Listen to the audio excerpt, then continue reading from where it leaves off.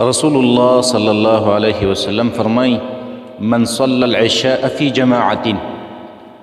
څوک چې د ماخوستن مونځ په جمع سره وکړي وصلى 4 ركعات قبل ان يخرج من المسجد او بیا 4 رکعاته مونځ وکړي د مسجد د وتلو نه مخکې د مسجد نه راوتی نه دی او 4 رکعاته نفل وکړي نو کان کعدل لیلة القدر دی دومره اجر وګټو لکه لیلة القدر چې را لاندې کلی د لیلة القدر د شپې څومره اجر دی په دې 4 رکعاتو نفلو باندې چې د ماخوستن د مانځه نه وروسته وکړه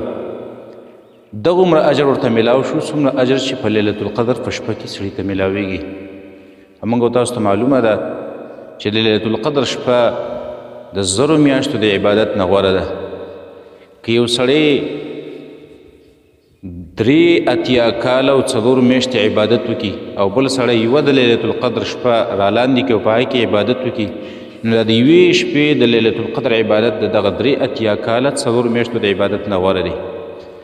او دغه 83 کاله 4 میاشتې عبادت ته صرف په دې 4 رکعاته نفلو باندې حاصلولی شي دې چې د ماخوستن د مانځه نه وروسته 4 رکعاته وکړي په یو بل حدیث کې داسې راځي رسول الله صلی الله علیه وسلم فرمایي من صلى 4 بعد العشاء لا يفصل بينهن بتسليم چا چې 4 رکعاته د ماخوستن د عشا نه وروسته وکړه د ماخوستن نه وروسته وکړه او داسې طریقه باندې چې د هغې په منځ کې سلام ونه ګرځاو یعنې 4 واړه یو ځای وکړه بیل بیل یې 2 ونه کړه نو عدلن بمثلهن من لیلة القدر